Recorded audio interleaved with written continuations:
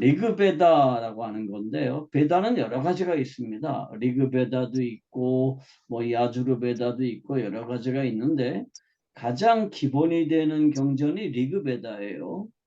그런데 리그베다에 X 129.6.7이라고 하는, 그러니까 우리식으로 말하면 뭐 무슨 성경 몇 장 몇 절 하는 거죠. 그렇게 이제 구별할 수가 있는데 거기에 이런 문장이 있어요. 이 우주가 어떻게 창조되었는지 누구도 알 수 없다. 이게 이제 힌두교의 최고 경전이라고 하는 리그베다에서 기록한 내용입니다. 각 민족들마다 창조에 대한 설화들이 굉장히 많습니다. 각 민족들마다 많아요. 우리나라의 창조 설화는 없어요. 그래서 우리나라의 창조 설화는 누구 거를 가져다가 쓰느냐 하면 중국의 것을 가져다 씁니다. 일본은 창조 설화가 있어요. 그야말로 그냥 아주 조잡한 그러한 창조 설화가 있죠. 근데 한국은 이제 창조 설화가 따로 없고요.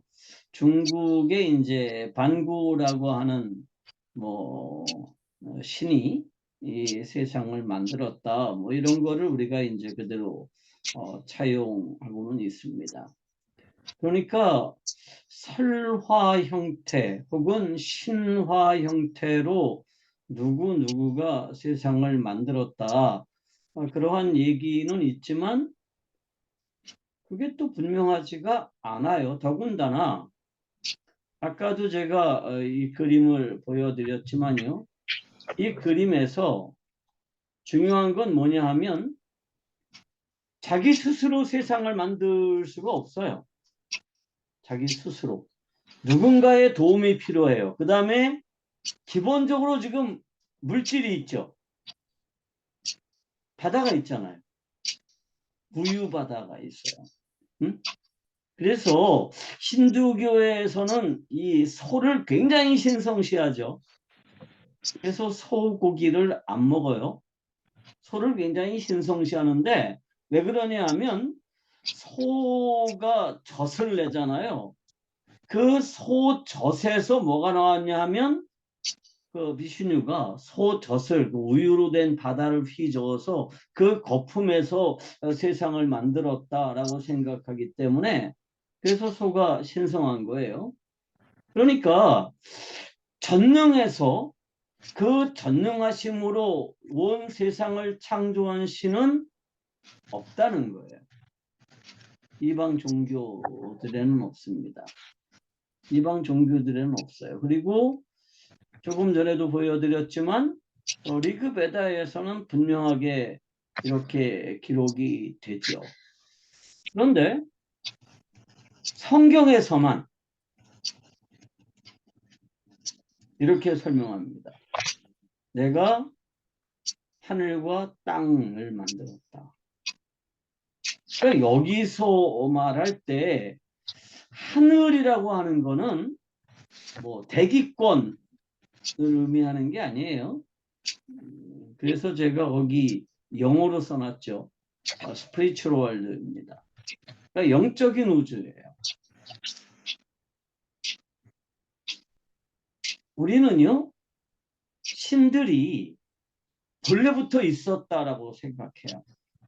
그러니까 그 영적인 존재들은 원래부터 있었다라고 이렇게 전제를 하지만 성경은 이렇게 말해요. 내가 그 영적인 우주를 만들었다. 이렇게 말씀하시죠. 뿐만 아니라 뭘 만들었냐 하면 물질 우주를 만들었다고 설명하시죠. 그게 이제 성경을 시작하는 제일 첫 번째 문장에 나오는 얘기입니다. 그래서 저는 어렸을 때 이게 참 불만이었어요. 불만이었어요. 교수님, 예.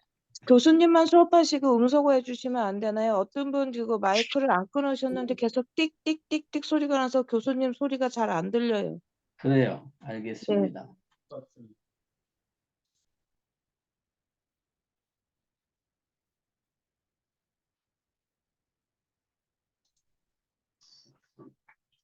어, 전체 음소거하는 법을 잊어버렸습니다. 지금 다 하셨어요. 계속 하시면 예, 됩니다. 예.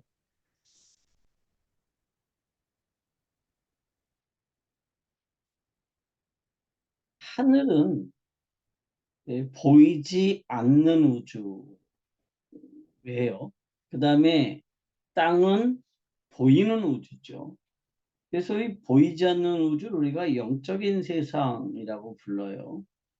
그러니까 천사들, 이 귀신들은 분명히 존재합니다. 근데 그걸 누가 만들었느냐 하면 하나님이 만들었다는 거예요. 영적인 우주를 만드신 분이 하나님이세요. 그리고 그것들을 만드는데 누구의 도움도 받지 않았다는 겁니다. 이게 이제 굉장히 중요한 우리 고백이에요.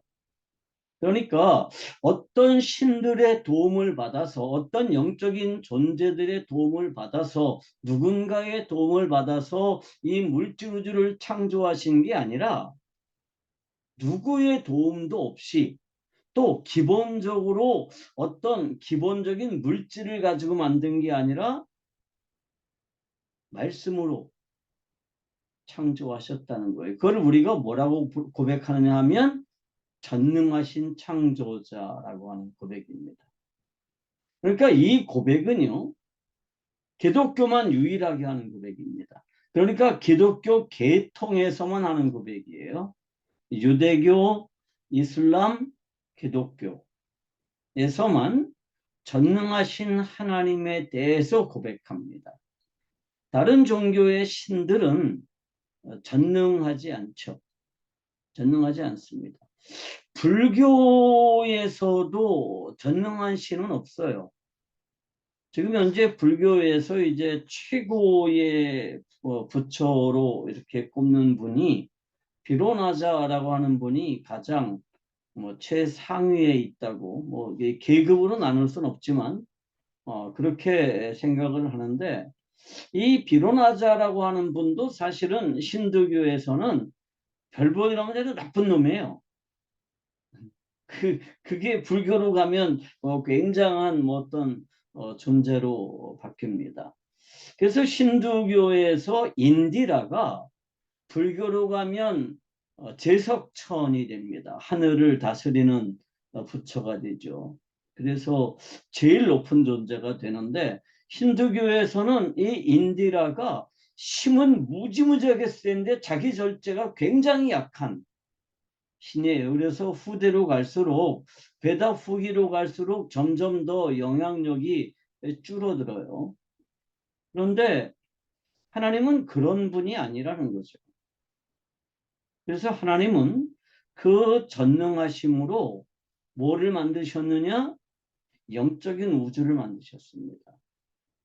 그 영적인 우주에서 그 상위층에 있는 그러니까 천사장들 중에 한 부분이 자기가 하나님이 되겠다라고 타락을 해서 하나님을 떠났죠. 그리고 아마 그 중에 좀 힘 있는 존재들이 자기를 신이라고 이렇게 가장을 했을 겁니다. 그러니까 그 신이라는 것들이 정말 굉장히 좀 비도덕적이고 비윤리적이고 그리고 허접해요. 그래서 제가 처음에 사진을 보여드렸지만 악한 신이 예쁜 여신을 납치해다가 강간하기도 하고 아이를 낳기도 하고 아내를 죽이기도 하고 그러죠.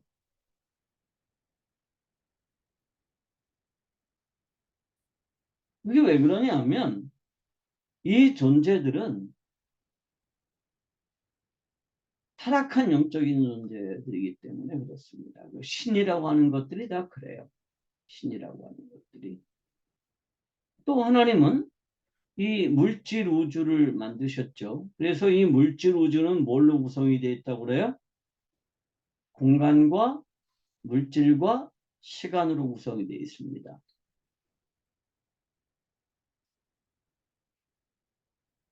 이거 굉장히 중요한 개념이에요. 우리는 3차원의 세상에서 살고 있다.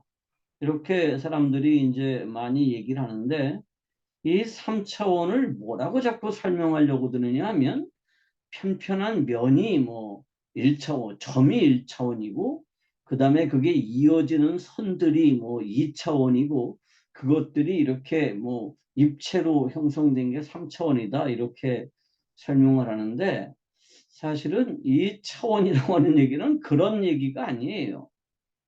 이 3차원의 세상은 무엇으로 구성이 되어 있느냐 하면 공간과 물질과 시간으로 구성되어 있습니다.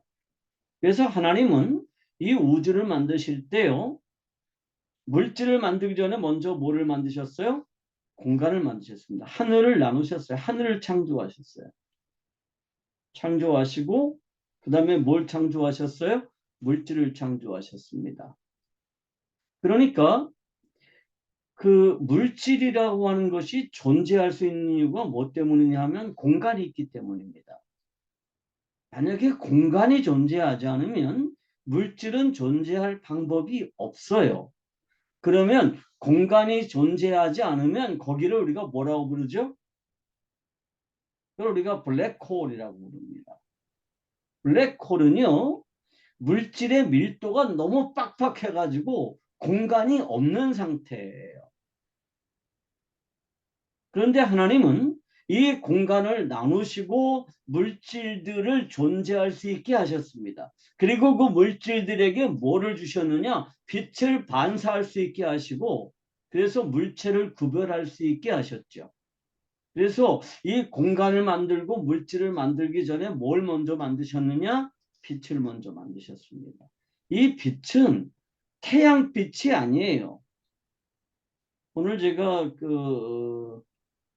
하루 종일 요즘 뭐 그 PPT를 만드는 작업을 하고 있는데 그러면서 오후에는 유튜브가 넷플릭스에서 그 빅뱅 이론에 대한 영상들을 좀 몇 개 이렇게 봤어요. 그랬더니 그 빅뱅 이론에서는 우주가 폭발을 하면서 빛이 만들어졌다라고 소개를 하는데 그건 증명할 수 없죠. 근데 성경은 분명히 하나님이 빛을 창조하셨다고 그러십니다. 그 다음에 이 물질 우주는 시간이 존재하죠. 시간이 존재합니다. 시간도 하나님이 창조하셨죠. 그래서 불교나 신두교에서는 시간이라고 하는 게 본래부터 있었다라고 생각을 합니다. 그래서 신들이 수도 없이 다시 환생하고 다시 환생하고 다시 환생해서 나타나요. 응? 그러니까 비슈뉴가 무슨 뭐 처음에는 어떤 신으로 나타났다가 나중에 무슨 신으로 나타나고 또 무슨 신으로 환생하고 뭐 계속 그래요. 응? 그런데 성경은 시간을 하나님이 창조하셨다 이렇게 설명을 하십니다. 이 태초라는 말을 영어 성경에서는 in the beginning이라고 이렇게 설명을 하는데 사실은 히브리적인 개념에서는 시간이 처음 시작될 그때에라고 하는 뜻입니다. 그러니까 in the beginning도 그런 뜻이죠. 시간이 시작될 그 시점. 그러니까 시간은요. 시작되는 시점이 있었다는 거예요. 이거를 누가 하셨느냐? 하나님이 하셨다는 겁니다. 그게 이제 우리 신앙 고백에서 제일 첫 번째 나오는 고백입니다. 그러니까 하나님에 대한 고백에서 제일 중요한 게 뭐냐면 전능하신 창조자. 전능하신 창조자. 우리 하나님은 전능하십니다. 그래서 이 거대한 우주를 만드셨죠. 뿐만 아니라 뭘 만드셨어요? 생명체를 구성하는 기본적인 세포를 만드셨습니다. 또 물질들을 구성하는 뭘 만드셨어요? 원자를 만드셨습니다. 여러분 생각해 보세요. 하나님은요, 우리가 우리 눈으로 볼 수 없는 원자를 만드셨는데 그 원자라는 게 무엇으로 구성이 되어 있어요? 원자 핵과 그 다음에 그 원자 핵을 이렇게 돌아가는 양자와 전자를 만드시고 이거를 합쳐서 원자를 만드셨습니다. 그리고 이 원자들이 합쳐져서 뭐가 되냐면 기본적인 물질이 됐어요. 생명도 마찬가지죠. 생명도 박테리아가 수없이 결합을 해서 뭐를 만드느냐? 하나의 세포를 만듭니다. 그리고 그 세포들이 결합을 해요. 그 결합하는 방식은 DNA라고 하는 방식이 다 다르기 때문에 각자 다른 생명체들을 하나님이 만드셨습니다. 그러니까 그 모든 것들이 그냥 누군가의 도움을 받아서 혹은 하나님은 기본적인 것만 만들고 나머지는 니네들이 알아서 해. 그렇게 하신 게 아닙니다. 하나님이 물질 우주를 만드실 때 천사들의 도움을 받으신 게 아니에요. 물질 우주를 정말 세밀한 것부터 거대한 우주까지를 창조하셨죠. 오늘도 제가 이제 미국 쪽에서 나온 그 자료들을 이렇게 보니까 우주의 크기에 대해서 설명을 하는데 보통 우리가 속해 있는 은하를 우주들이 그러니까 수많은 그 별들의 모임을 우리가 갤럭시라고 하죠. 갤럭시는 삼성에서 만든 휴대폰이 아니에요. 그 갤럭시 안에는 정말 2억 개 정도의 태양계 같은 게 있대요. 한 갤럭시에. 그게 우리 은하라고 하는 게 지금 현재 우리가 볼 수 있는 최대한인데 우주에 그 우리 은하가 2억 개쯤 모여 있다고 하더라고요. 그러니까 정말 거대한 거죠. 그런데 그 거대한 우주를 누가 만들었느냐? 이 우주가 빅뱅에 의해서 저절로 만들어졌다 그러면 이해가 안 돼요. 그러면 그렇게 거대할 수가 없어요. 전능하신 하나님. 그분이 이 우주를 만들었다. 그게 우리의 믿음입니다. 그래서 우리가 믿는 그 하나님은 말할 수 없이 크신 분이세요. 말할 수 없이 크신 분입니다. 말할 수 없이 깊은 분이시고요. 말할 수 없이 높으신 분이시죠. 그러니까 우리가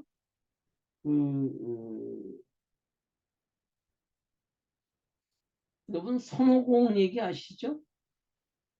손오공이 오색 구름을 타고 날라요. 응? 우람바리 바람 나부렁 그러면서 이제 구름을 탁 불러가지고 타고 굉장히 빠른 속도로 나르는데 1만 8천 리를 날랐어요. 그래가지고 대단하지 그러고 자랑했더니 어디 있었다고요? 뭔가 큰 기둥이 있어가지고 손오공 다녀갔다 그러고 낙서를 했는데 보니까 부처님 손바닥이었다고 그러잖아요. 부처님이 그만큼 크대요. 그런데 그것과는 비교할 수 없이 크신 분이 누구냐 하면 하나님이십니다. 그런데 부처가 됐든 비ष्ணு가 됐든 시바가 됐든 사람들이 다 뭘 가지고 상상한 걸까요? 하나님의 크심을 가지고 상상한 거에 불과하다는 거예요. 뿐만 아니라 시간 역시 하나님이 창조하셨습니다. 그래서 창조된 모든 것들은 뭐가 있다? 끝이 있다는 거예요. 그래서 하나님은 영적인 우주도 만들고 물질적인 우주도 만들고 시간도 창조하셨다라고 하는 게 그게 이제 우리 믿음의 고백이죠. 근데 저는 어렸을 때 하나님에 대해서 불평이 좀 많았습니다. 그 불평 중에 하나가 뭐냐 하면 왜 하나님은 자신이 세상을 만들었다는 것을 증명하지 않고 그냥 일방적으로 선언하셨을까 하는 불만이었습니다. 왜 선언하셨지? 증명할 수 있을 텐데 누구도 부인할 수 없을 만큼 증명할 수 있을 텐데 왜 하나님은 선언하셨을까? 그래서 이제 많은 철학자들과 신학자들이 뭐 여러 가지 증명을 만들었어요. 응? 뭐 우주론적 증명, 뭐 이런 여러 가지 증명들을 만들었습니다. 근데 그게 다 모순이 있어요. 그래서 이게 참 불평이었습니다. 여러분들은 안 그러신가요? 여기에 대해서 불평 없으셨어요? 저는 아주 불평이 많았는데. 근데 나중에 이제 나이를 좀 먹고 신앙이 자라고 성경에 대한 지식이 늘어나고 또 일반적인 지식이 늘어나면서 제가 비로소 깨달은 게 뭐냐 하면 하나님은 증명하실 필요가 없었다라는 거예요. 왜냐하면 하나님이 세상을 만들었다라고 하는 거는 너무너무 자명한 일이거든요. 왜냐하면 다른 신들은 그렇게 주장한 일이 없어요. 내가 세상을 만들었다라고 아무도 주장하지 않았고요. 또 인간들의 두뇌로 만들어낸 그 우주 폭발설 이런 거는 입증될 수도 없어요. 근데 오직 하나님만 내가 세상을 만들었다라고 선언하세요. 그것도 한 줄로. 왜 그러셨을까? 그랬더니 우리 아들이 그러더라고요. 아니 아빠 너무나도 분명한 건데 왜 증명해요? 그러더라고요. 그래서 제가 늘 하는 얘기 중에 하나가 이거죠. 여기 그 삼성 스마트폰이 있는데요. 이 스마트폰을 삼성에서 만들었다라는 거 증명해야 되나요? 이게 왜 삼성 거냐? 이거 왜 삼성에서 만들었다고 우기냐? 그거 증명해봐라. 그럴 사람 없어요. 이거는 삼성에서 만든 게 분명합니다. 그러니까 삼성에서 만들었다라고 삼성에서 증명하지 않죠. 증명하지 않습니다. 그런데 누구도 그걸 부인하지 않아요. 제가 요즘 조그만 자동차를 한대 이렇게 애들이 해줘서 타고 다니는데 그 기아에서 만든 자동차예요. 기아에서 만드는 레이라고 하는 자동차인데 그게 기아 게 아니라 토요타 거다라고 주장하는 사람 없습니다. 근데 내가 그게 기아에서 만든 차라는 거 증명하려고 하지 않아요. 자동차를 사게 되면 거기에 뭐가 같이 딸려서 오죠? 매뉴얼이 같이 딸려서 오는데요. 그 매뉴얼에도 뭐가 기록되어 있어요? 이 자동차는 뭐 기아에서 만든 겁니다. 라고 그 기아에서 만들었다는 것을 증명하려는 노력이 전혀 없어요. 저희 기아에 레일을 구입해 주셔서 감사합니다. 그런 정도의 내용이 있죠.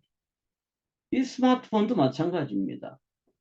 삼성에서 이 스마트폰을 사면 여기에 매뉴얼이 같이 따라 나오죠. 그런데 그 매뉴얼에 이게 삼성 제품이라고 하는 것을 증명하려는 시도가 전혀 없습니다. 삼성 갤럭시 S21을 구입해 주셔서 감사합니다. 그리고 나서 이 제품의 기능은 뭐고 이 제품의 각 부의 이름은 뭐고 이 제품의 성능은 어떻고 이 제품이 고장났을 때는 어떻게 하라. 그게 매뉴얼의 전부예요. 그러니까 증명할 필요가 전혀 없습니다. 근데 만약에 우리 박영희 선교사님이 그게 삼성에서 만들었다고요? 이거 소니에서 만든 거 아닌가? 그리고 이거를 삼성에서 만들지 않았다는 것을 증명해서 평생을 연구하면 어떻게 되는 거죠? 그러면 곤란해요. 만약에 그런 사람이 있으면 어떻게 되죠? 그 사람은 어디 병원으로 보내야 됩니다. 하나님이 세상을 만드셨습니다. 그런데 어떻게 만들었느냐 하면 누군가의 도움을 받아서 만들었다 아니에요. 전능하신 하나님이 말씀으로 세상을 창조하셨습니다. 그리고 그렇게 선언하셨어요. 그것도 성경의 다른 얘기들을 다 하고 나서 응? 근데 말이야 세상을 내가 만들었거든 그렇게 말씀하시는 게 아니라 성경의 첫머리에 내가 세상을 만들었다 이렇게 선언하신다는 거예요. 그래서 이런 신앙 고백은 우리밖에 없어요.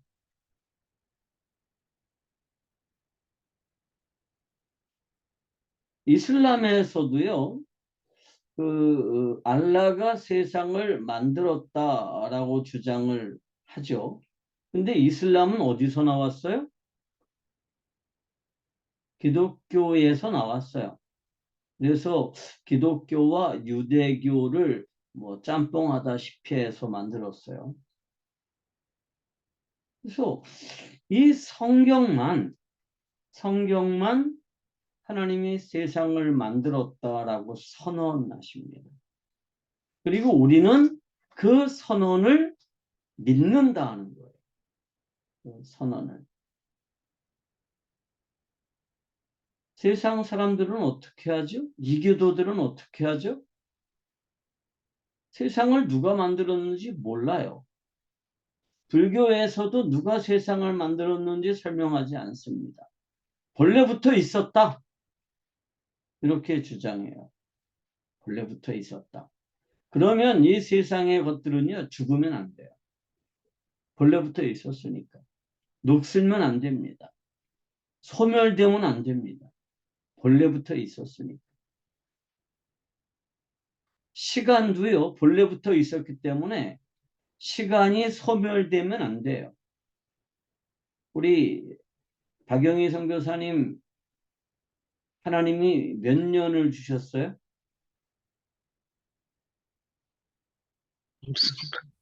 몇 년을 하나님이 선물로 주셨나요? 아멘. 모르죠. 모르죠. 근데 지금까지 굉장히 많이 썼죠. 네. 쓴 게 많을까요? 앞으로 남은 게 많을까요? 쓴 게 많지요. 남은 거 얼마 안 돼요. 그죠? 저도 남은 거 얼마 안 돼요. 이제 쓴 게 더 많아요. 근데 네. 시간이 본래부터 있었다 그러면 이렇게 없어지면 안 돼요. 시간이. 그냥 계속 있어야 돼요. 그래서 힌두교나 불교에서는 윤회라고 하는 개념을 만들었어요. 근데 그거는 있을 수가 없는 일이죠. 있을 수가 없는 일입니다. 근데 하나님이 어떤 분이시냐? 전능하신 분이시다. 그래서 그 전능하심으로 세상을 창조하셨다는 겁니다. 근데 이 세상에는 내가 세상을 만들었다라고 하는 주장하는 신들이 몇 있어요. 그 중에 하나가 이제 브라흐마라고 하는 힌두교의 신이 있고요. 또 데미우르고스라고 하는 그리스 신화의 신이 있습니다. 그리고 중국 설화의 반고라고 하는 신이 있고요. 성경에도 등장하죠. 아세라라고 하는 신이 있습니다. 이 아세라가 조물주예요. 그러니까 창조주라는 건 뭐예요? 기본 물질을 창조하시고 그 다음에 모든 물질들을 창조하신 분이 창조주십니다. 우주를 창조하셨어요. 영적인 우주를 창조하시고 물질적인 우주를 창조하셨습니다.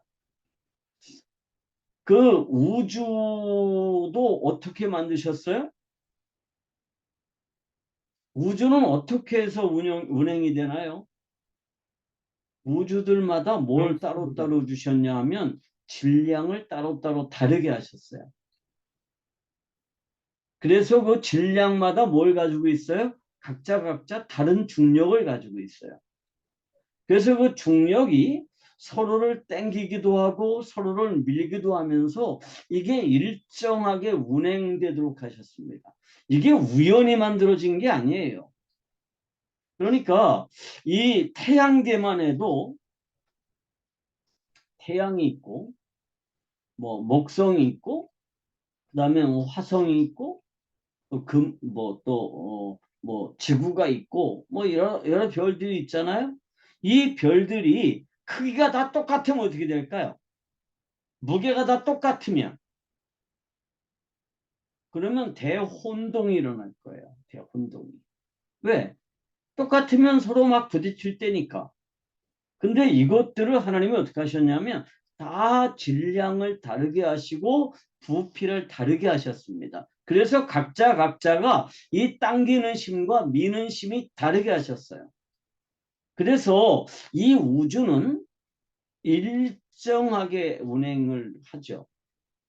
그래서 지구는 태양을 중심으로 해서 공전하고 그 다음에 하루에 24시간씩 자정을 하죠. 그런데 태양계 전체는 어떻게 하냐 하면 일정하게 이 우리 은하를 이렇게 서서히 움직이고 있다는 게 이제 최근에 밝혀진 내용입니다.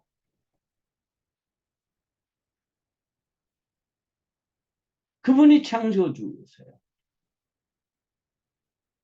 그런데 힌두교의 신화에서는 브라흐마라고 하는 신을 창조주라고 이렇게 설명을 합니다. 요게 제가 지난 3월 달에 인도의 델리 박물관에서 찍은 사진인데요. 예, 그 힌두교의 삼신입니다. 그러니까 가장 중요한 세 명의 신이에요. 힌두교에서. 기독교의 성부, 성자, 성령이 존재하는 것처럼 힌두교에서도 삼신이 중요합니다.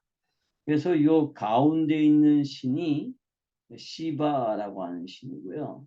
이쪽에 있는 신이 비슈뉴예요. 아까 그 우유 바다를 휘저어서 만물을 만들었다고 하는 비슈뉴예요. 그 다음에 이쪽에 있는 신이 브라흐마인데 이 브라흐마는 떨어져 나갔어요. 근데 브라흐마가 창조신으로 알려져 있습니다. 또 그리스 신화에서는 데미우르고스라고 하는 신이 조물주예요. 그러니까 이 조물주라고 하는 건 뭐냐 하면 기본적인 물질을 가지고 세상을 만들었다. 하늘을 만들고 땅을 만들고 산을 만들고 바다를 만들고 무슨 별을 만들고 태양을 만들고 뭐 그랬다고 그래요. 그래서 이 데미우르고스를 크리에이터라고 안 그러고 뭐라냐면 메이커라고 번역을 해요. 창조주가 아니라 제작자라고 하는 의미죠. 그래서 자꾸 얘기가 좀 어려워지는 것 같은데 플라톤 철학에서 플라톤이 얘기하는 건 뭐예요? 이데아라고 하는 게 있다는 거예요. 그게 원래 진짜 세상이고 지금 우리가 살고 있는 세상은 뭐냐 하면 그 이데아를 비춰주는 그림자 같은 거라는 거예요. 그리고 이 세상을 만든 게 누구냐 하면 데미우르고스입니다. 그러니까 이데아를 창조한 건 아니에요. 근데 이데아는 어떻게 생겼느냐? 그건 플라톤도 몰라요.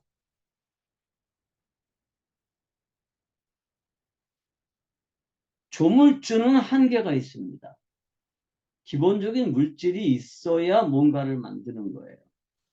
그래서 이게 꽤 오래전에 유행했던 유행어인데 이제 그 인간이 과학이 막 발달해 가지고 생명과학이 이제 발달해 가지고 뭐 최근에는 뭐 복제 인간을 만들 수 있다 뭐 이런 얘기들이 많이 나왔잖아요. 그래가지고 나중에 이제 인간이 생명을 창조할 수 있도록 과학이 발전했대요. 그래서 이제 그 과학자들이 하나님에게 도전을 했답니다. 그래서 하나님, 제가 보니까 하나님은 뭔가가 좀 부족하셔서 인간을 제대로 만들지를 못했어요. 근데 우리는 정말 완벽한 인간을 만들 수가 있습니다. 그러니까 하나님 한번 시합해 봅시다. 그래서 하나님과 이제 인간 만들기 시합을 했는데 과학자들이 막 그 흙을 가지고 사람을 막 만들기 시작하니까 하나님이 야, 네 거 가지고 해. 그러셨대요. 네 거 가지고 해. 그러니까 인간의 과학이 아무리 발달해도 어느 영역에 도전할 수 없냐면 창조주의 영역에는 도전할 수가 없는 거죠. 왜냐하면 이 기본적인 원자라고 하는 물질을 만드신 분이 누구예요? 그분이 하나님이시라는 겁니다.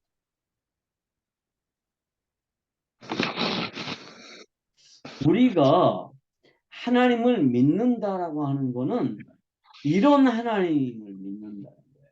하나님이 어떤 분이시라는 걸 믿는다? 전능하셔서 천지를, 그러니까 영적인 우주와 물질적인 우주를 창조하신 분이심을 믿는다.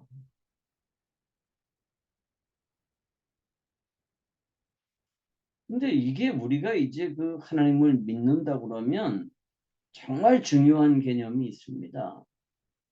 그게 뭐냐 하면 이게 골로새서 1장 16절의 말씀인데요.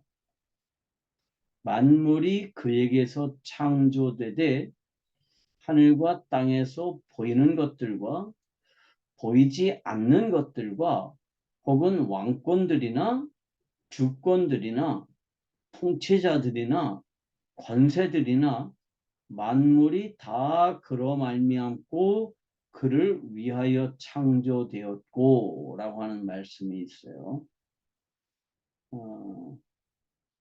이게 이제 창조론에서 아주 중요한 내용인데 여기에 세 가지 중요한 포인트가 있습니다. 첫째, 만물은 누가 창조하셨느냐 하면 하나님이 창조하셨다는 거예요.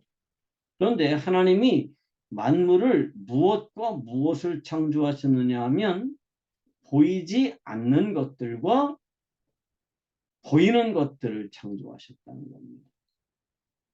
하늘과 땅에서 보이는 것들, 그러니까 이건 물질 우주예요.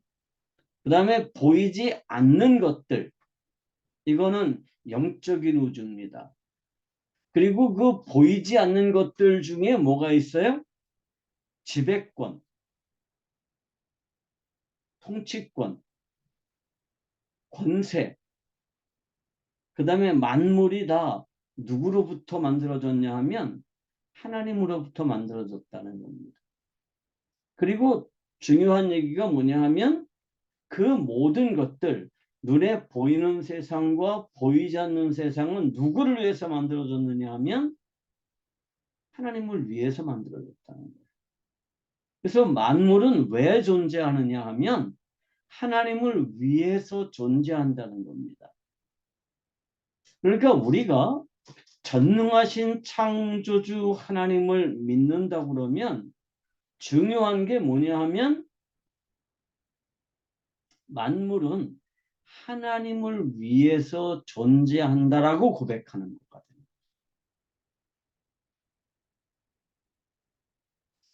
창조된 모든 것들은 뭐가 있어요? 존재 목적이 있습니다. 이게 창조된 모든 것들은 다 존재 목적이 있어요. 스스로 존재하는 게 아니라 만들어진 모든 것들은 존재 목적이 있어요. 그리고 그 존재 목적은 누가 정하죠? 만드신 분이 정합니다. 그러니까 만들어진 것이 존재 목적을 정할 수는 없죠. 내가 창조되어진 건데 내가 내 스스로 존재 목적을 정할 수는 없어요. 존재 목적을 정하는 분은 누구냐 하면 창조주밖에는 없습니다. 인간은 창조주가 아니죠. 인간은 피조물입니다. 그러니까 존재되어진 거죠. 만들어진 겁니다. 근데 인간이 워낙 뛰어나기 때문에 하나님이 인간에게 뭘 주셨어요? 물질 우주를 다스릴 수 있는 통치권을 주셨습니다. 그 통치권을 누가 만들었어요? 하나님이 만들었습니다. 하나님이 만들었어요. 그리고 그 물질 우주를 다스릴 수 있는 그 권한을 인간에게 부여해 주셨습니다. 그런데 인간이 할 수 없는 게 있죠. 그게 뭐예요? 다스릴 수는 있지만 만물의 존재 목적을 부여할 수는 없습니다. 그래서 하나님은 인간에게 뭘 주셨느냐 하면 모든 만물에게 이름을 지어줄 수 있는 권한을 주셨어요. 그래서 아담은 모든 생명체들에게 이름을 지어줬죠. 이름을 지어줬습니다. 그런데 뭐는 할 수가 없죠? 거기에 존재 목적을 부여할 수는 없습니다.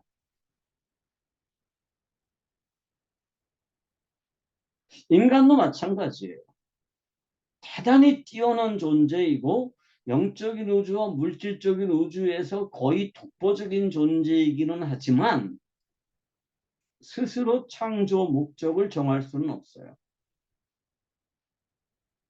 그래서 우리가 전능하신 창조주 하나님이라고 하는 고백에는 거기에 뭐가 들어가냐 하면 모든 만물의 존재 목적을 부여하시는 분이라고 하는 개념이 포함되는 겁니다.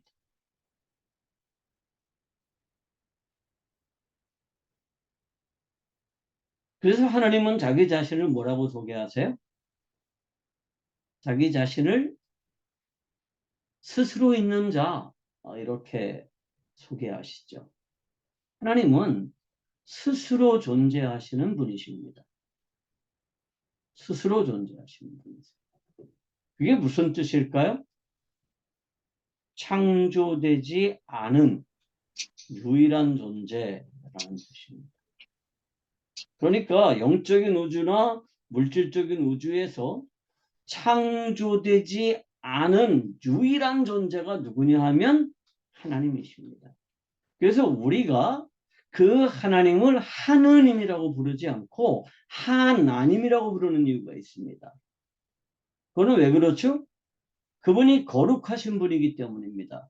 여기에서 거룩하다라는 말은 무슨 무슨 뜻이라고 그러죠?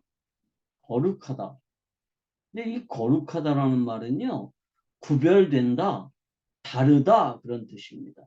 그러니까 하나님이 이 물질 우주나 영적인 우주에서 거룩하신 이유는 뭐냐 하면 그 모든 피조물들과는 다른 분이라는 뜻이에요. 구별됩니다. 뭐가 구별되느냐 하면 그분은 창조되지 않고 스스로 존재하신 분입니다. 그게 하나님의 자기소개예요. 일본에도 굉장히 많은 신들이 있죠. 굉장히 많은 신들이 있고 힌두교에도 뭐 굉장히 많은 신들이 있습니다.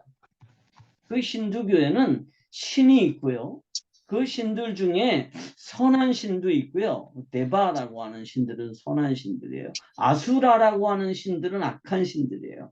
그리고 그 신들 밑에 그 압살라라고 하는 존재들이 있고요. 그 다음에 그 밑에 인간이 있어요.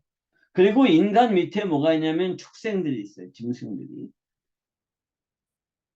근데 이 모든 것들은 스스로 존재하는 게 아니죠, 원래. 그런데 여기에서는 이게 조물주와 피조물이 구별되지 않습니다. 그러니까 인간이 신들보다 못하다라고 하는 이유는 뭐냐면 능력이 부족하다라는 뜻이고요. 신들은 영원히 존재하는데 인간들은 영원히 존재하지 않는다. 그런 뜻이기도 해요. 그런데 하나님은 어떤 분이냐 하면 인간들보다 능력이 뭐 많거나 혹은 인간들보다 영원히 존재하거나 그런 단순한 게 아니라 하나님은 어떤 분이냐 하면 스스로 존재하시는 분입니다. 거룩하신 분이세요. 그래서 이 존재되어진 피조물들과는 구별되는 분이십니다. 그리고 그 스스로 존재하시는 그분이 이 만물을 창조하셨고요. 그 만물에게 뭐를 주시느냐 하면 존재 목적을 부여해 준다는 거예요. 그래서 만물은 누구를 위해서 존재하느냐 하면 하나님을 위해서 존재합니다. 하늘의 별들은 하나님의 영광을 보여주고 하나님의 영광을 찬양하기 위해서 이 우주는 존재하고요. 천사들은 왜 존재하나요? 하나님의 영광을 호위하고 하나님을 위해서 섬기도록 하기 위해서 존재합니다. 천사들은 하나님을 예배하고 하나님을 높여드리기 위해서 존재해요. 인간은 왜 존재하죠? 하나님의 영광을 드러내고 하나님을 예배하도록 하기 위해서 존재합니다. 이 모든 것들이 뭐냐 하면 존재의 목적이라고 하는 거예요. 우리가 전능하신 창조주 하나님을 믿는다라고 고백하면 내 존재의 목적이 어디 있다고 고백하는 거예요? 내 존재의 목적을 정해주시는 분이 하나님이시고 나는 하나님을 위해서 존재한다라고 하는 거예요. 그런데 우리가 날마다 예배 때마다 전능하신 창조주 하나님을 내가 믿는다라고 고백을 하면서 실제 삶에 있어서는 어떻게 하죠? 존재의 목적을 내가 정해요. 뭘 위해서 산다고 생각해요? 행복하기 위해서 살죠. 행복이 존재의 목적이 되고요. 그 존재의 목적을 위해서 누가 필요해요? 하나님의 도우심이 필요하다라고 생각하는 거예요. 그래서 우리가 행복해지기 위해서 뭐 해야 되냐면 하나님과 친해져야 되고 원수 관계가 해소돼야 되고 그렇게 하기 위해서 누가 필요하냐? 예수님이 필요하고 이런 논리가 되는 거죠. 그러면 정말 우리가 전능하셔서 이 우주를 만드신 영적인 우주와 물질적인 우주를 만드신 분을 내가 하나님으로 믿는다라고 하는 이 고백은 이거는 진짜 고백이 아닌 게 되는 겁니다. 저도 마찬가지지만 예배 때 신앙을 고백해요.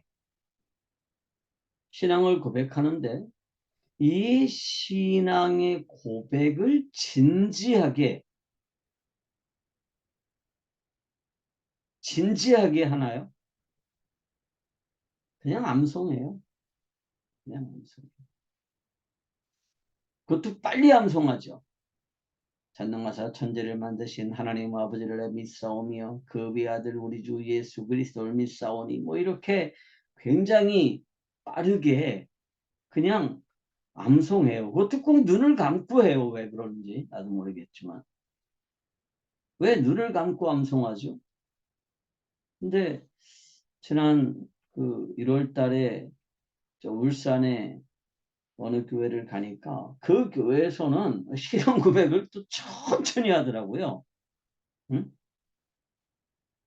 나는 전능하셔서 천지를 만드신 우리 아버지 하나님을 믿습니다. 이렇게 아주 천천히 고백을 하는데 그게 훨씬 더 좋다라고 생각을 했어요.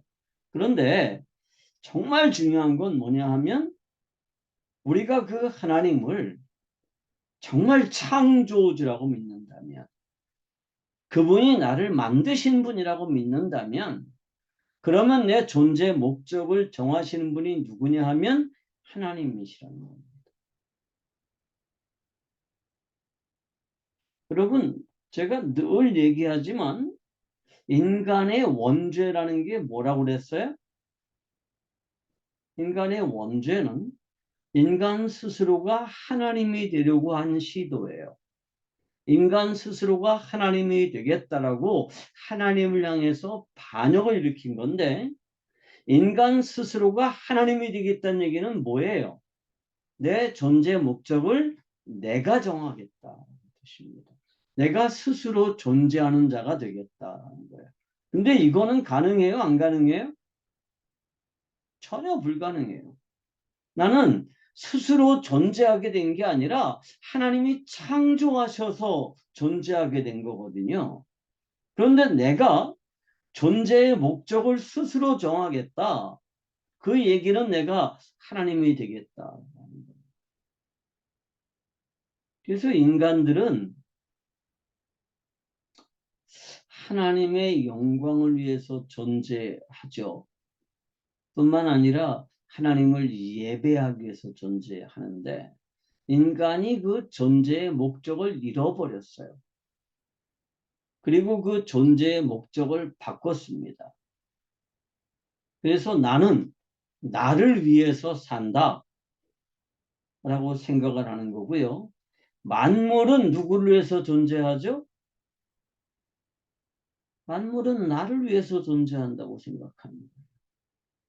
만물은. 그래서 불교에 그런 말이 있습니다. 부처가 석가모니가 세상에 태어났을 때 태어나자마자 동서남북으로 세 발자씩을 걸으면서 천상, 천하, 유아, 독존이라는 말을 했대요. 응? 세상에 나밖에 없어. 그런 뜻인 줄 알지만 그게 아니고요.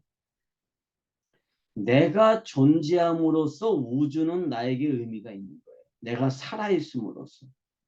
내가 살아있지 않으면 나에게 우주는 존재하지 않습니다. 사람들은 모든 만물이 나를 위해서 존재해야 되는 거죠. 내가 중심이 되어야 하고요.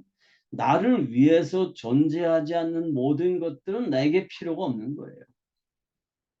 나를 위해서 존재하지 않는 모든 것들은 나에게 필요가 없습니다. 왜냐하면 내가 뭐기 때문에? 내가 주인이기 때문입니다. 그래서 한국 사람들 중에 뭐 실제로 그런 사람이 있는지 잘 모르겠는데, 너 내가 누군지 알아? 싸울 때 그런 사람 있죠.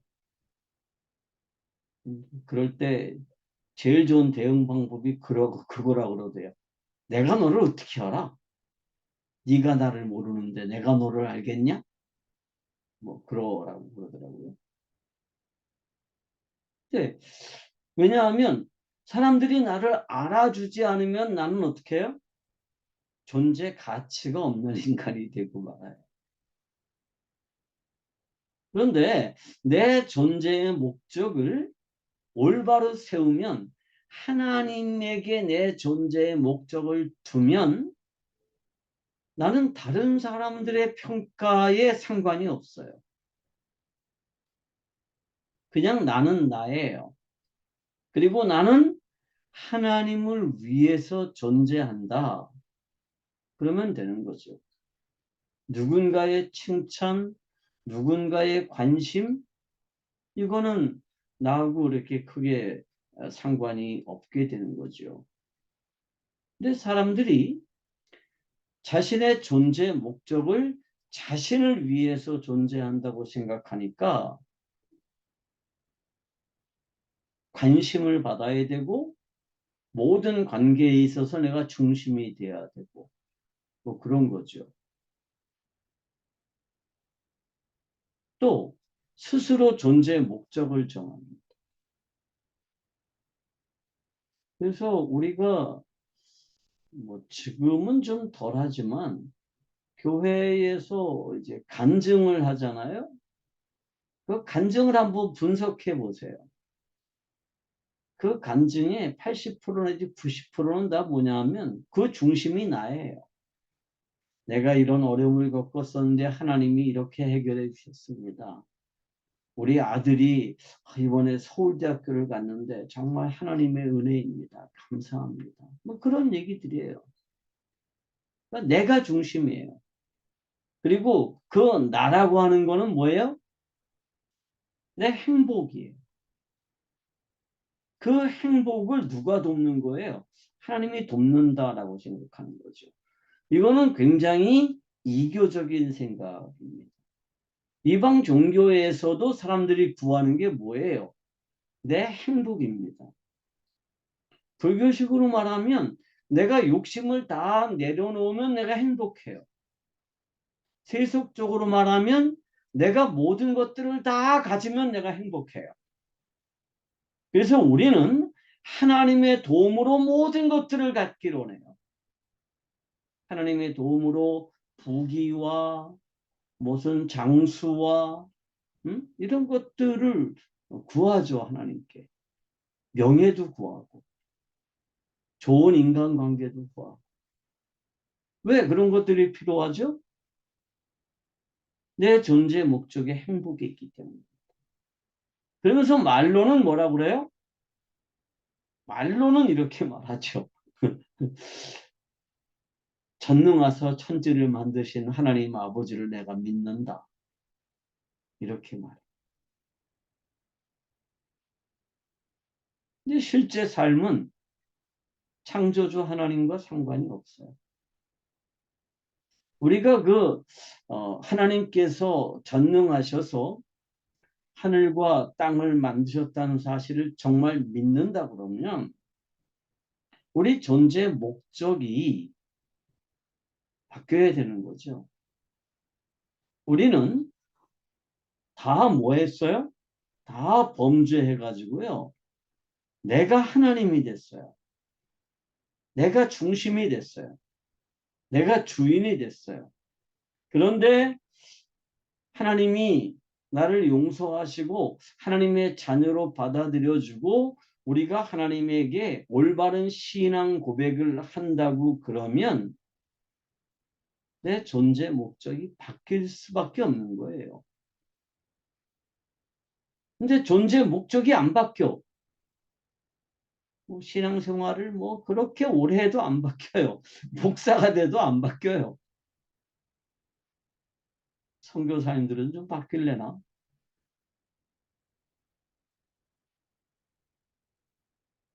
그러니까 우리가 전능하신 하나님, 창조주 하나님이라고 하는 고백은 그냥 헛구호일 수 있다. 이런 거죠.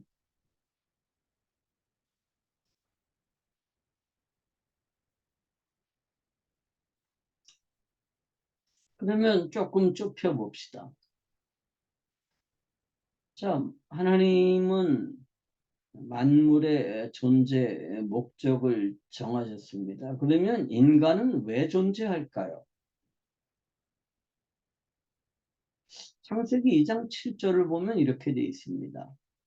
여호와 하나님이 땅의 흙으로 사람을 지으시고 생기를 그 코에 불어 넣으시니 사람이 생명이 되니라. 자, 첫 번째, 인간은 흙으로 만드셨다는 거예요, 하나님이. 그래서 인간은 근본적으로 어디에 속해 있어요? 물질 우주에 속해 있습니다. 인간이 물질 우주에 속했다라고 하는 것은 굉장히 중요한 얘기예요. 왜냐하면 영적인 우주에 존재하는 것들은 영이신 하나님을 알고 영이신 하나님을 예배하는 데 문제가 없어요. 왜? 하나님은 영이시기 때문에 영적인 우주에 존재하는 것들은 하나님을 알 수 있어요. 그래서 영이 아니면 성령을 알 수 없다. 이렇게 말하잖아요. 응? 그래서 영은 하나님을 알 수 있어요. 그런데 물질 우주에 존재하는 것들은 하나님을 알 수 있을까요? 없을까요? 물질 우주에 존재하는 것들은 영이 아니기 때문에 영이신 하나님을 알 수 없고 하나님을 볼 수 없고 하나님을 예배할 수 없습니다. 그런데 하나님은 이 영적인 우주를 만들면서 하나님의 영광을 호위하고 하나님을 예배하라고 하는 존재의 목적을 부여하시고 이 물질 우주에도 똑같은 목적을 부여하셨습니다. 하나님의 영광을 드러내고 하나님의 영광을 찬양하고 하나님을 예배하도록 하셨어요. 그게 하나님이 이 물질 우주를 만드신 목적입니다. 그런데 이 물질 우주에 존재하는 모든 생명체들은 하나님을 알 수가 없어요. 왜? 뭐가 없기 때문에? 영이 없기 때문입니다. 제가 이 성경적인 세계관 강의에서 몇 번씩 강조했던 얘기인데요. 짐승들은 영이 없어서 하나님을 알 수 없어요.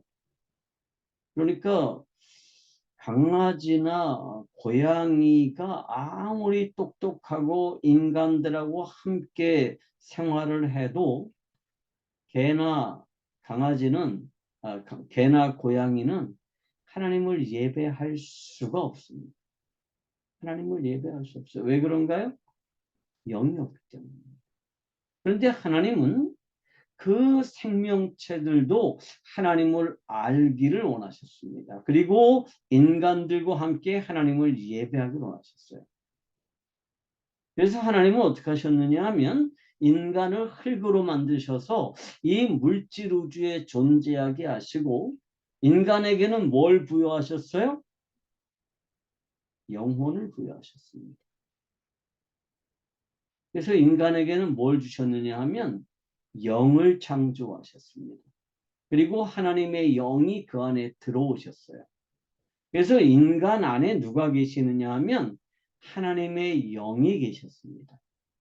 이걸 우리가 내주신학이라고 그러는데, 내주의 신학이라고 그러는데, 합동 측의 그 골동품 보수주의자들은 이 내주신학이 한국 교회를 망쳤다, 뭐 이렇게 막 주장하는 분들도 있어요. 내 동기들 중에도 그런 사람들이 있어요.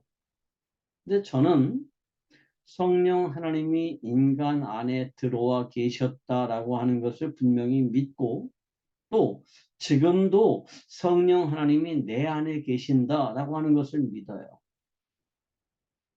자, 인간 안에 하나님의 영이 거주하십니다. 그러면 인간을 통해서 뭐가 드러나죠? 하나님의 영광이 드러나요. 인간을 통해서. 그러면 인간은 이 물질우주에 속해 있기 때문에 인간 외의 다른 생명체들은 인간을 통해서 드러나는 하나님의 영광을 보면서 인간과 함께 하나님을 예배할 수 있었습니다. 그게 두 우주에서 인간의 독특성입니다. 스가랴서를 한번 볼까요? 다들 주무시는지도 모르니까 스가랴서를 한번 보겠습니다. 12장.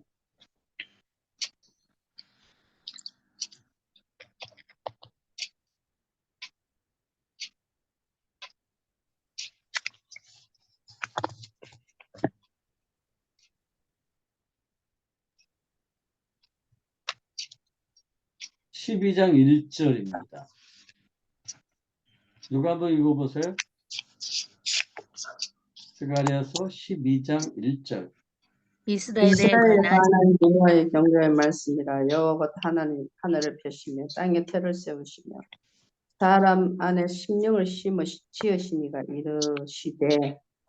자, 여기 그 스가랴도 같은 말을 하죠. 뭐라 그래요? 여호와, 그분이 누구냐면 하늘을 펴신 분이시고 땅에 터를 세우신 분이시고 사람 안에 뭘 지으셨어요?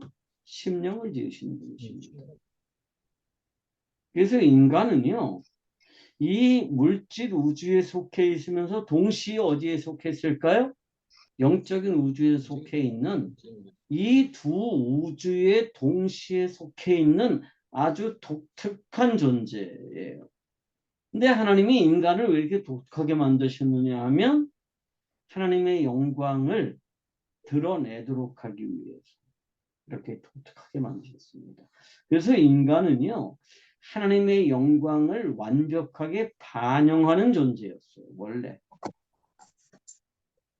그게 인간의 존재 목적입니다. 하나님의 영광을 반영하면서 하나님을 예배하는 거, 그게 인간의 존재 목적이죠. 근데 인간이 어떻게 됐어요? 인간이 타락했죠.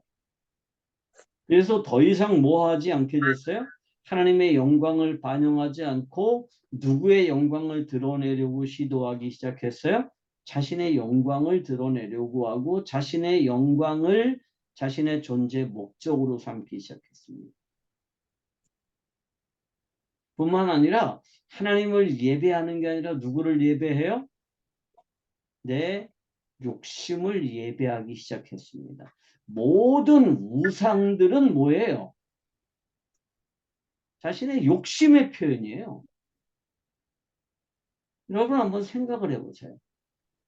사람들이 왜 우상을 섬기죠? 그 우상들은 내 욕심을 채워줄 존재들이에요. 내 욕심을 위해서 우상이 존재하는 거고 내 욕심을 위해서 그 우상들을 예배하는 건데 그래서 모든 우상들은 뭐의 표현이냐면 내 욕심의 표현이고요. 사람들은 자기 자신의 욕심을 예배해요. 심지어 하나님을 예배한다고 하면서도 실제로 누구를 예배해요? 내 욕심을 예배하는 경우가 많다는 거예요. 근데 인간은 하나님께서 창조하셨습니다. 몸을 흙으로 만드시고 그리고 인간 안에 심령을 지어 주셨습니다. 그래서 인간만 뭘 가지고 있냐 하면 이 영을 가지고 있었어요. 그런데 인간이 스스로가 하나님이라고 주장을 하게 되면서 하나님이 인간과 함께 할 수 없게 됐죠. 그게 인간의 실제입니다. 인간이 스스로가 하나님이라고 주장을 하면 하나님이 인간과 함께 할 수가 없어요. 그래서 제가 늘 정말 여러 번 한 얘기지만 하나님이 인간을 지옥으로 보내시는 게 아니에요.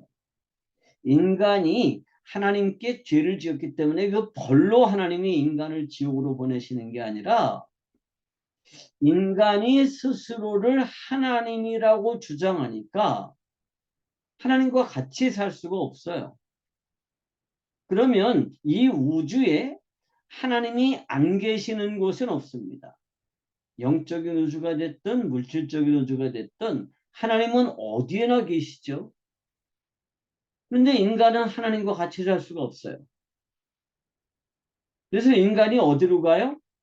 마귀와 그의 그 추종자들을 위해서 만들어 두신 지옥으로 마귀와 같은 곳으로 가는 거예요. 그게 인간이 지옥으로 가는 이유입니다. 그런데 이게 결과적으로는 뭐가 되는 거예요? 심각한 징벌이 되는 거죠. 그런데 그 징벌을 누가 스스로 정하는 거예요? 인간 스스로 정하는 거예요. 인간들은요, 이 부분을 굉장히 가볍게 생각을 합니다.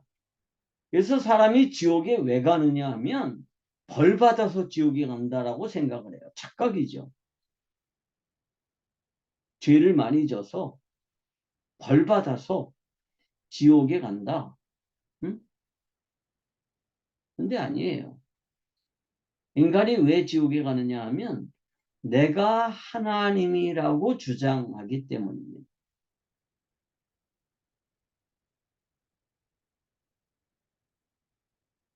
근데 우리가 정말 하나님을 전능하신 창조주라고 믿는다면 내가 하나님이 될 수가 없는 거죠.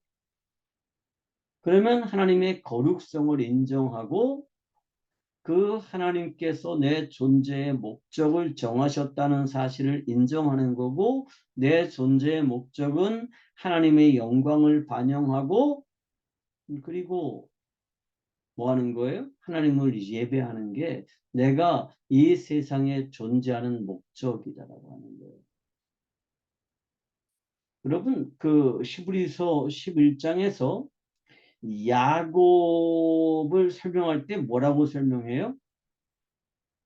야곱이 뭐 젊었을 때 어떻게 살았는지, 뭐 얼마나 얄미운 사람이었는지 이런 얘기 다 빼고 뭐라고 그래요? 침상머리에서 하나님을 예배했다. 예배하다가 죽었다. 이렇게 고백해요. 야곱은 젊었을 때요, 출세하고 싶어서 안 달랐던 사람입니다. 복 받고 싶어서 안 달랐던 사람이에요. 그런데 그 복이라고 하는 게 하나님의 나라를 잇는 복이 아니에요. 응? 그런데 이 야곱이 나중에는 어떻게 돼요? 하나님을 예배하다가 죽어요. 자기가 왜 존재하는지 존재의 목적을 바로 찾았다는 뜻입니다. 우리가 하나님 앞에 예배할 때 정말 예배하나요? 내 존재 목적이 하나님을 예배하는 것이라는 것을 분명히 인식하나요? 하나님이 나를 세상에 보내셨다라는 것을 분명히 인식하십니까? 나는 피조물에 불과하다라는 것을 인식하나요? 내 존재 목적을 내가 정하는 것이 아니라 하나님이 정하신다라고 하는 것을 인정하나요? 네. 우리가 우리의 성도들에게 이거를 강조해서 가르쳐야 됩니다. 뭐 처음에는 뭐 이렇게 복잡한 얘기할 수가 없겠죠. 그런데 교인들을 평생 어린아이로 내버려 두는 거는 이거는 목회자들의 범죄입니다. 교인들에게 왜 사는지 이유를 설명해 줘요. 저는 목사님들이 교인들에게 근본적인 문제를 얘기하지 않고 맨날 위로하는 설교만 하는 거, 이거 굉장히 잘못됐다고 믿습니다. 위로가 필요하긴 하죠. 도덕적인 삶을 살 것을 권고하는 것도 필요해요. 그런데 그것들보다 훨씬 중요한 게 뭐냐 하면 이 근본입니다. 그래서 우리가 예배 때마다 신앙 고백을 하지만 그 신앙 고백에 담겨진 이 깊은 내용들을 설명하지 않는 거, 이거 참 심각한 문제입니다. 그래서 우리가 정말 우리 성도들에게 이 질문을 끊임없이 해야 돼요. 나는 왜 존재하느냐? 라고 하는 질문.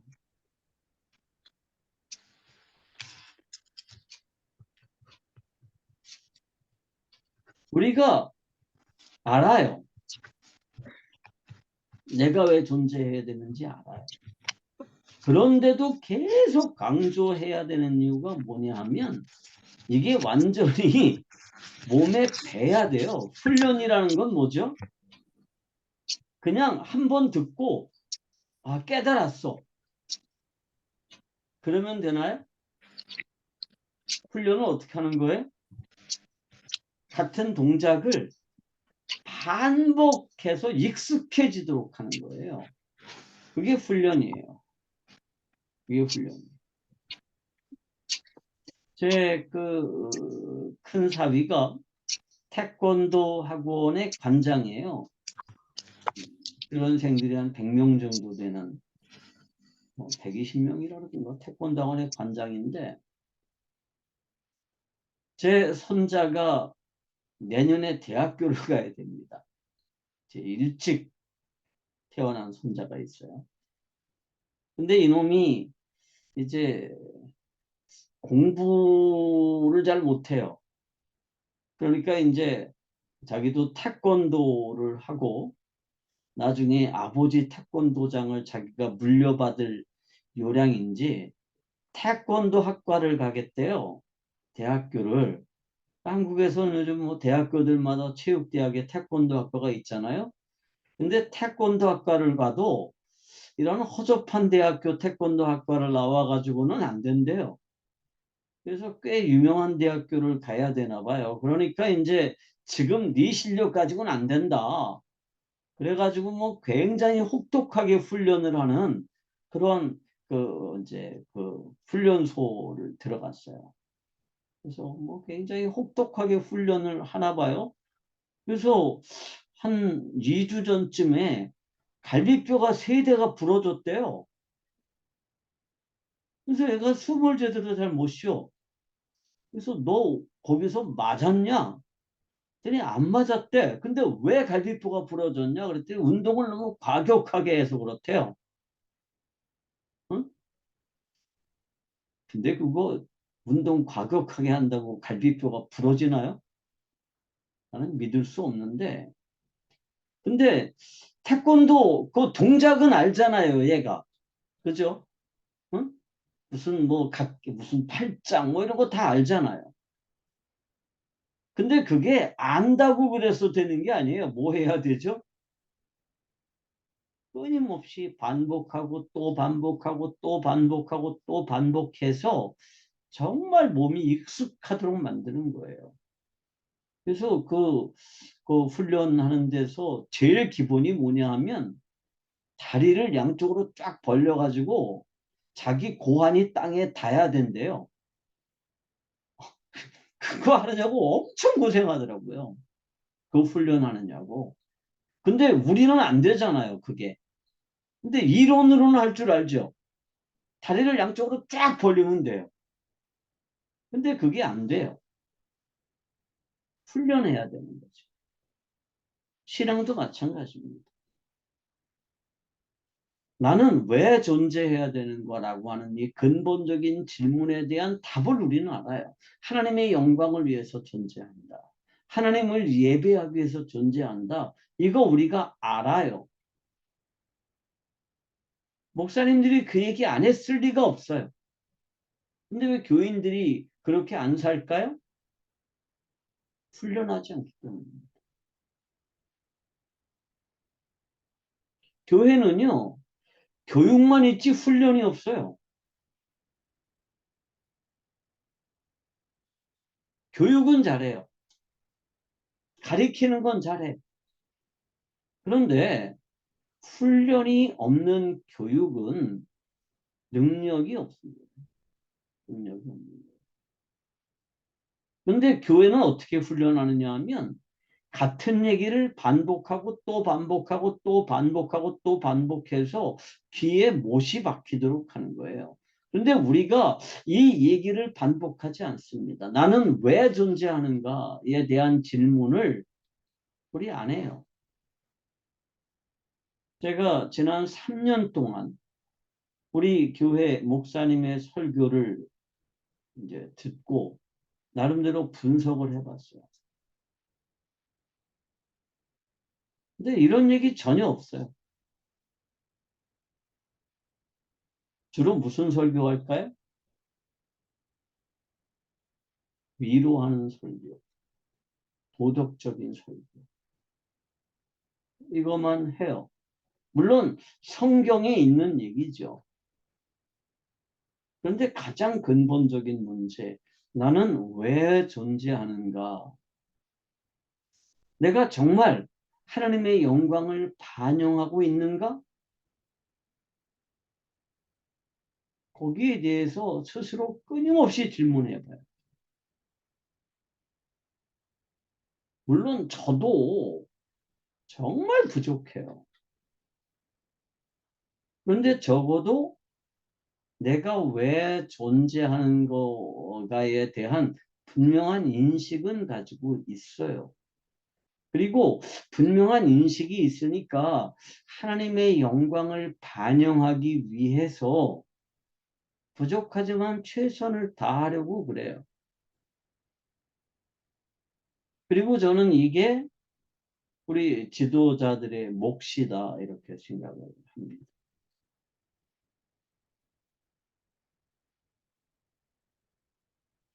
다른 방법이 있다고 생각하지 마세요. 치유하는 거 필요하죠. 치유도 있어야 됩니다. 그런데 치유만 있으면 교인들은요, 왜 존재하는지 몰라요. 그냥 하나님을 이용하려고만 합니다. 위로만 있으면 교인들은 하나님을 이용해서 위로받으려고만 들어요. 왜 존재하는지 모릅니다. 사도들이 신앙 고백을 하면서 우리가 신앙 고백을 할 때 제일 첫 번째로 중요한 고백이 뭐예요? 전능하셔서 영적인 우주와 물질적인 우주를 만드신 하나님을 내가 믿는다 라고 하는 거예요. 그러니까 여기서 전능하셔서 영적인 우주와 물질적인 우주를 만드신 하나님을 내가 믿습니다 라고 할 때 그 믿는다라는 게 뭐예요? 그분이 그렇게 하셨다는 사실을 내가 신뢰한다는 거예요. 신뢰. 그러면 우리 실제 살면서 중요한 게 뭐예요? 그럼 내 존재 목적을 바꾸는 거예요. 내 존재 목적을 바로 세우는 거예요. 그러니까 이게 없이 그냥 날마다 신앙 고백을 하면 그거는 신앙 고백이 아니에요. 그냥 주문이에요.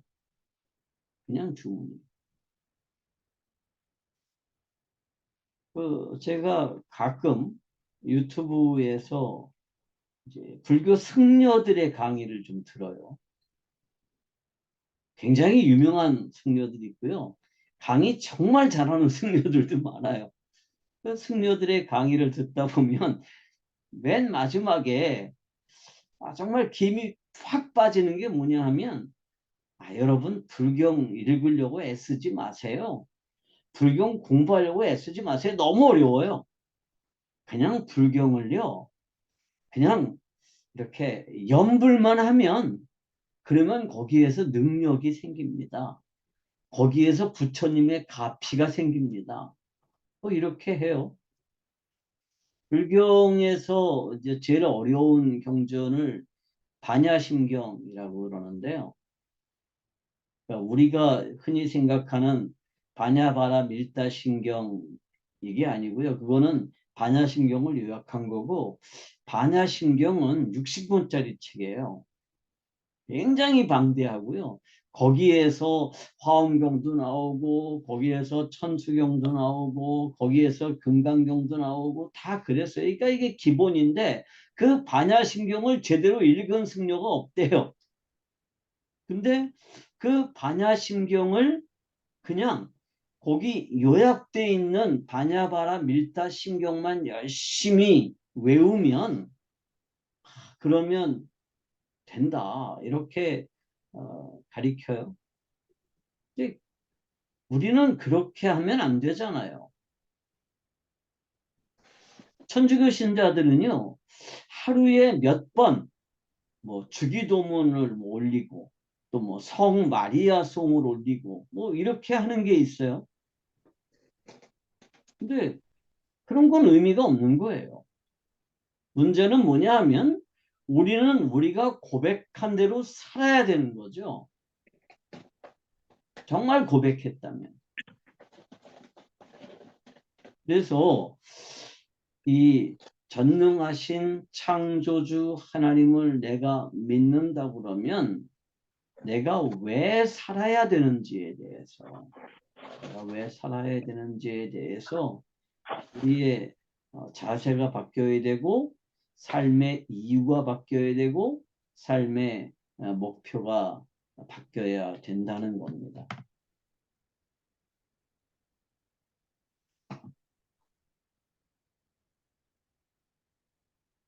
이게 이제 사도신경의 첫 번째 고백입니다. 기도할까요? 기도하고 질문 받도록 하겠습니다. 기도하겠습니다.